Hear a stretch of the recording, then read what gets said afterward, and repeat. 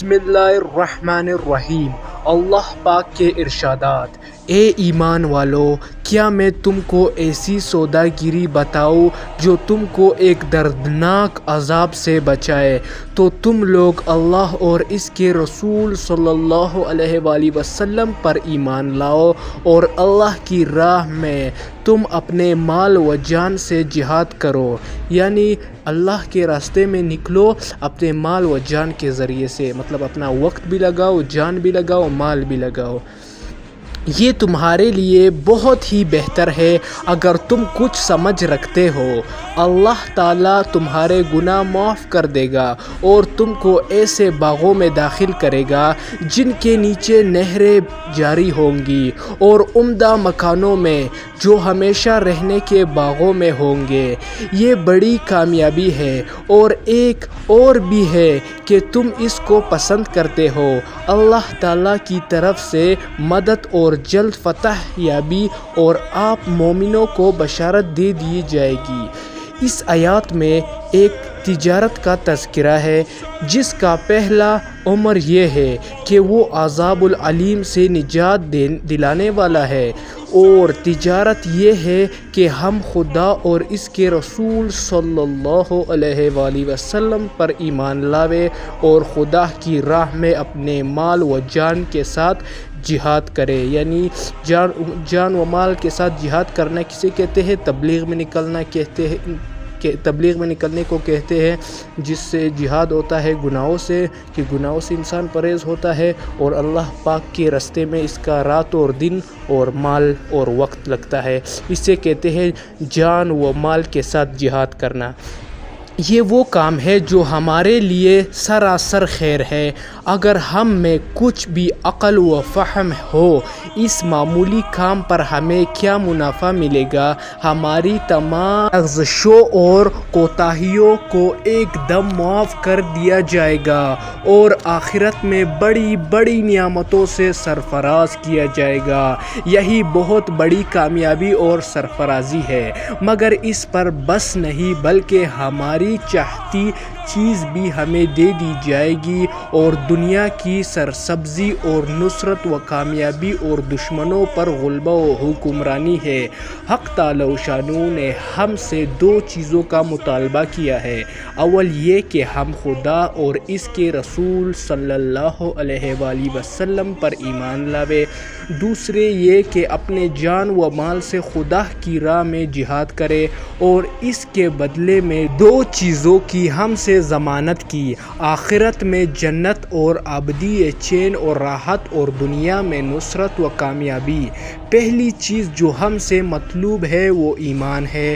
ظاہر ہے کہ ہمارے اس طریق کا منشا بھی یہی ہے کہ ہمیں حقیقی ایمان کی دولت نصیب ہو۔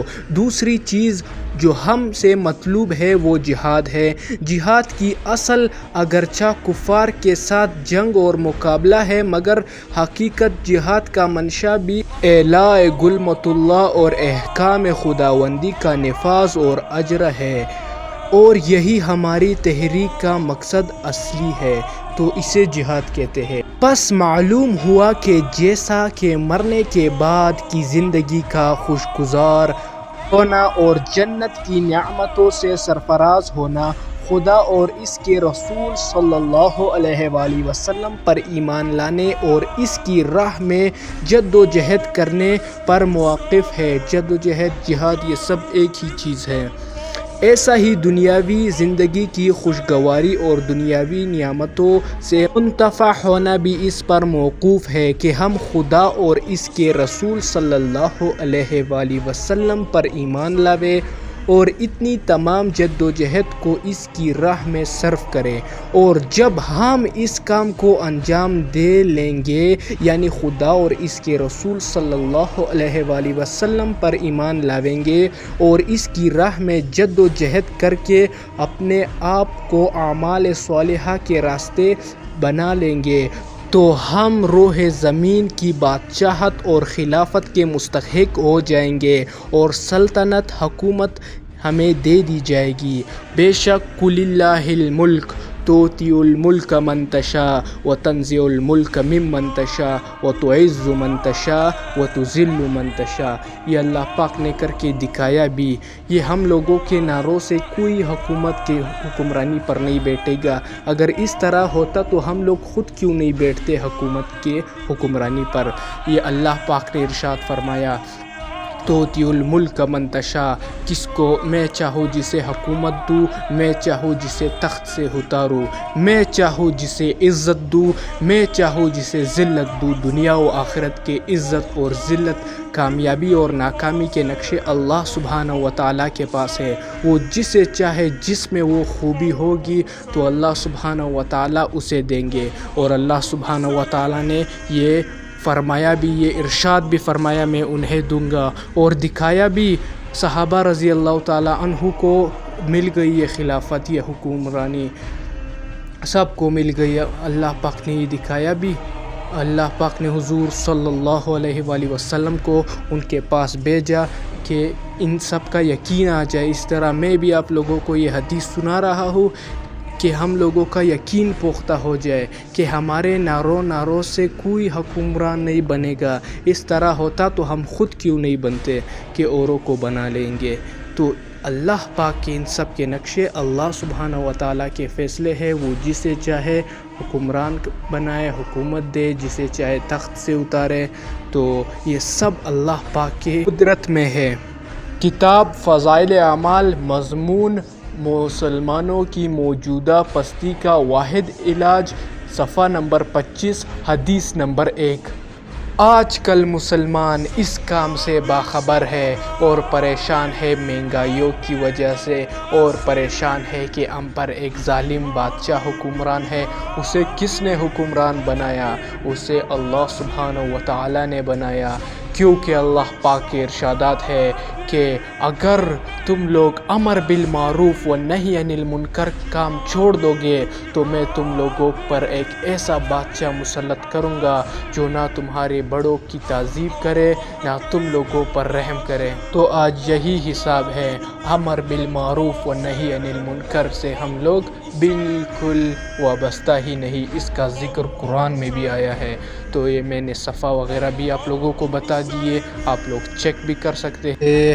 تو اس طرح اللہ پاک ہمیں دنیا و آخرت میں اعلیٰ درجے کی کامیابی دیں گے، جیسے اللہ تعالیٰ کا ارشاد ہے کہ تمہیں تمہارے فیلڈ میں بھی کامیابی دوں گا، جس فیلڈ کی تم کوشش کر رہے ہو اس میں بھی تمہیں فتح دوں گا، اعلیٰ درجے کی کامیابی دوں گا۔ آپ لوگ میری ویڈیو اگر صحیح سے سنیں گے تو یہ سب اس میں واضح بتا دیا ہے کہ اس میں دنیا و آخرت کی فتح و کامیابی ہے۔ آخرت میں ایسے باغ دوں گا جس میں نہریں بہہ رہی ہوں گی وغیرہ وغیرہ، مطلب اتنا سب کچھ، یہ سب اللہ پاک کے ارشادات ہے۔ تو آج مسلمان جو ہے نا اس کام سے غافل ہو گیا ہے۔ یہ کام کیا کام ہے؟ یہ کام تو انبیاء علیہ السلام کا کام ہے۔ تو حضور پاک صلی اللہ علیہ وآلہ وسلم سے صحابہ کرام رضی اللہ تعالیٰ عنہ اجمعین مل کر یہ امر بالمعروف و نہی عن المنکر کا کام کرتے تھے، لوگوں کو اللہ سبحانہ و تعالیٰ کی طرف بلاتے تھے، اور اللہ پاک بھی اپنے ارشادات پر آ گئے، ان کو روح زمین میں حکمرانی دے دی، جس طرح حدیث میں بیان کیا ہے۔ تو روح زمین مطلب دنیا میں بھی اور آخرت میں بھی کامیابی ہے۔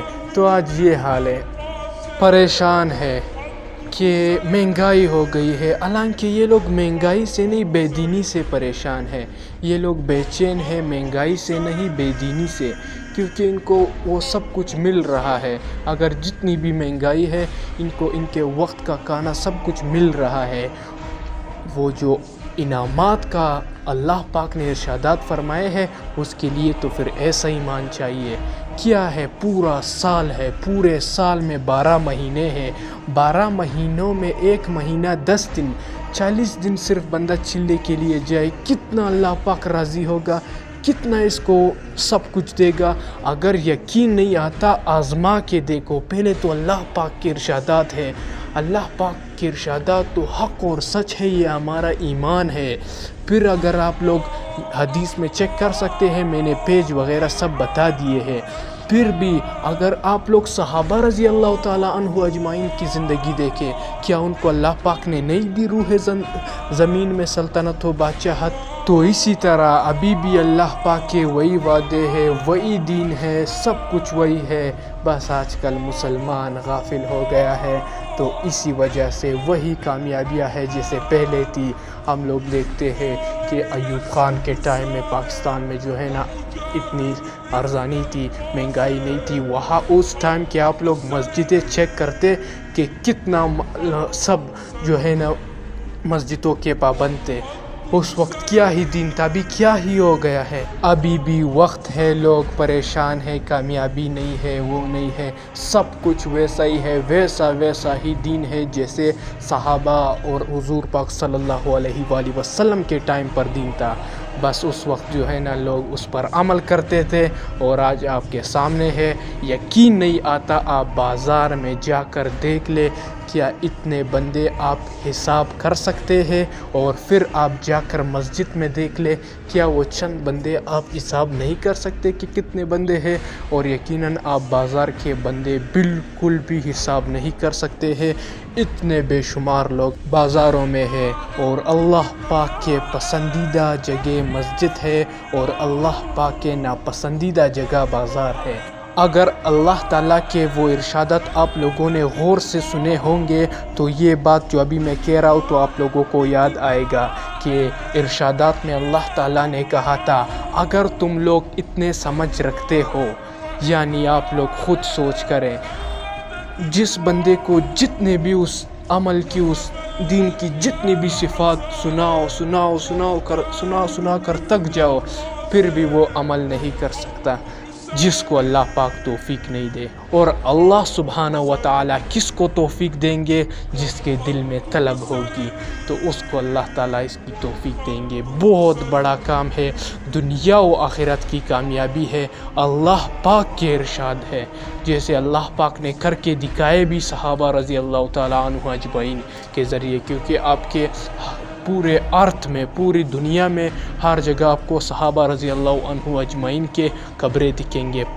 اس ٹائم تو جہاز کچھ نہیں تھا، پیدل سفر تھے، گھوڑے تھے، اونٹ تھے، تو آپ سوچئے ان لوگوں نے پھر بھی اس دین کے کام کو پکڑ لیا، اور اللہ پاک نے دے دی سلطنتیں۔